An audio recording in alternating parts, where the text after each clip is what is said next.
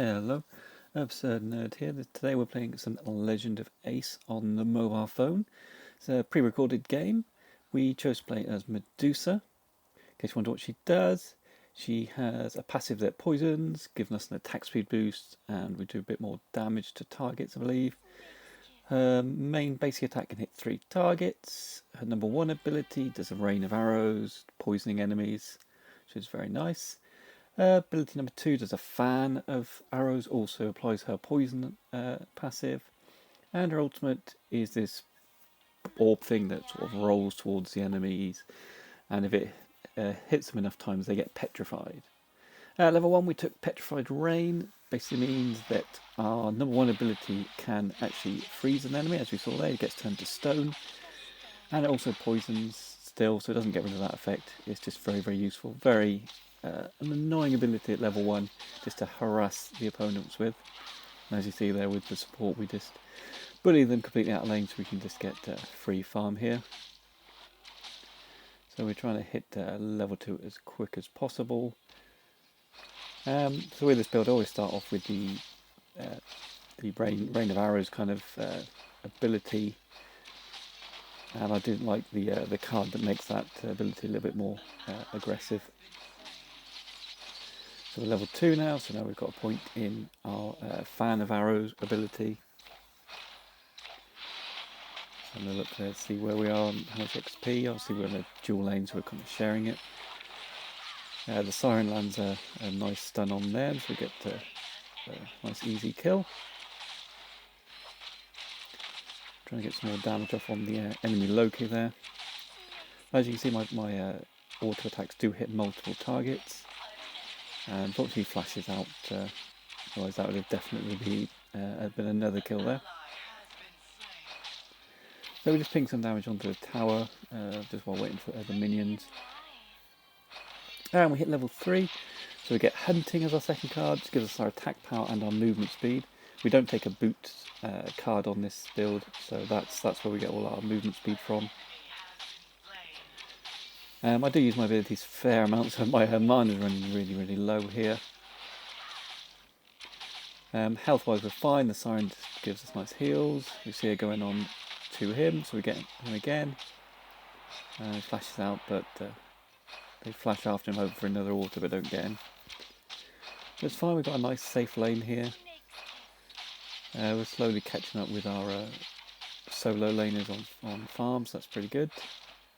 Unfortunately this Andvari, this big dwarven chap here with the 2 hammers, is an AI. So they're a little bit dumb, a little bit predictable sometimes. They'll just kind of walk at you, walk away, walk at you. So it's unfortunate. We are in a ranked match, but this game does still have bots even in ranked matches. I think except when you get to a high level or if you're team up purposely. There's probably some other bots in the game, but it is still high gold, low plat kind of ranking at the moment. Level 5 we pick up Life Claw, so that's going to give us a bit of life steal on this build. I think it's the only life steal I have on this build. Probably the one thing this build is lacking, but it's just such an oppressive damaging build that that little bit of life steal is normally just enough to keep me ticked up. Plus we've got the Siren, and we take the first tower of the game, so that's pretty good. Like I said, this guy's a bit predictable, so I think the Siren steals her second kill from me, but oh well. It's all XP. So we're looking there, we're now actually second most XP on our team, so that's pretty good.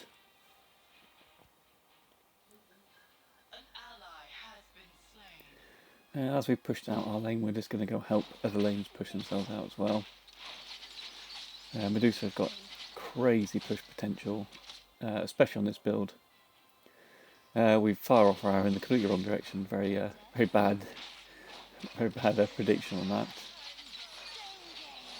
We fire a bit of everything off here, and that's our first use of the ulti.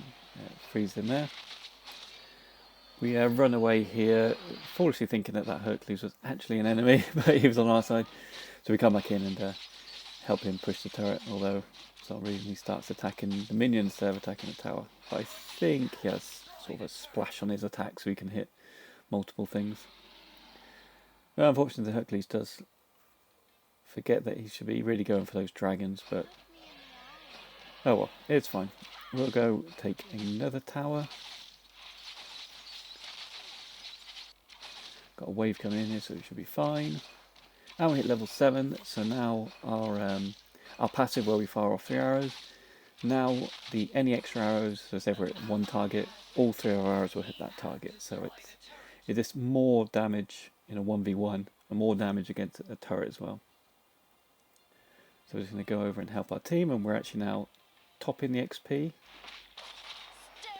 This build is so good at farming that we just end up getting so much XP. A bit of another kill in the mid lane. And we don't want to lose our bot towers, so just quickly scroll all the way down bots there. So I'm just highlighting the moves I've picked up. As you can see here, I can do quite a bit here.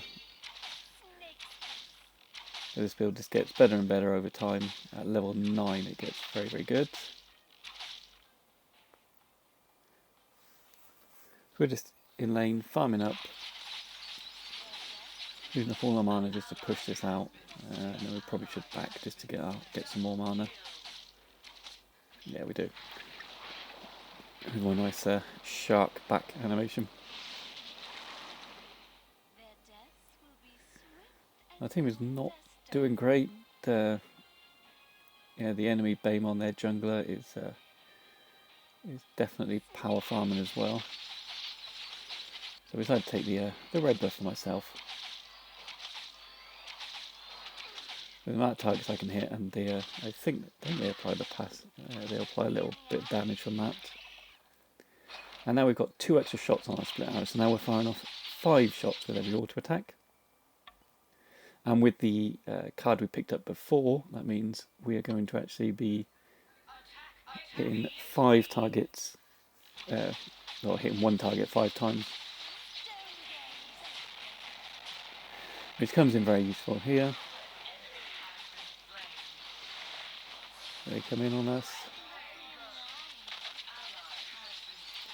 We just keep firing off our arrows and keep doing so much damage. Oh, and that little pop-up there reminder that I really should put Do Not Disturb on when I'm going to record from my phone. And look at all those extra shots coming off. Killing them with ease.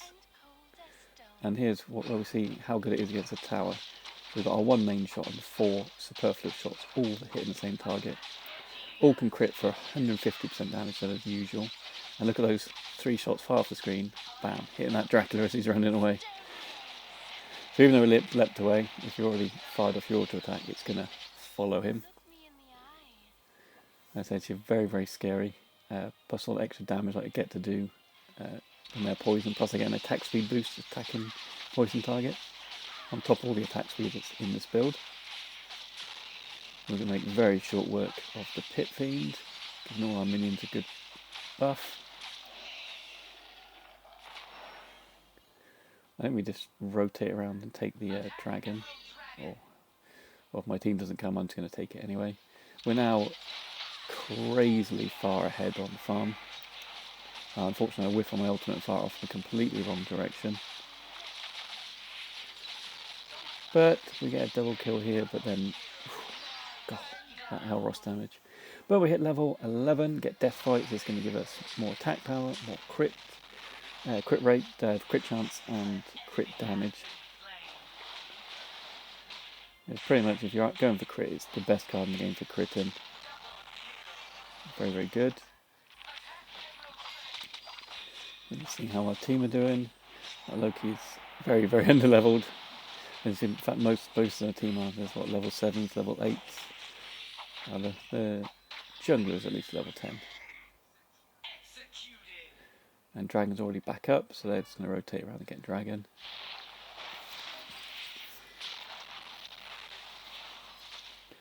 There we go, back to me, back alive. I'm just going to go push out this bot lane. I do hate losing my bot tower, but we just make extremely short work of this wave, and the whole team comes in. Yeah, we're 2 levels up on anyone else in the game. Yeah, this build is made for farming. Fortunately, while we're doing all that, we lose our mid tower, making me think that probably a lot of these teammates are bots. So we fire off our ultimate. Basically, just petrifies everyone on the enemy team. Then we flash out after getting our double kill. They are not escaping at all. So we go push in this top wave. Really just trying to farm and trying to hit our next level, next card. We do now. We get Roar of the Abyss, yeah. More attack speed, huge amount of attack speed in fact. Way more crit rate and a little bit more movement speed. It's one of the better late game cards for crit builds. As you can see, this absolutely decimating these jungle camps. Yeah, the late game Medusa is one of the scariest champs in the game, or heroes, shall I say.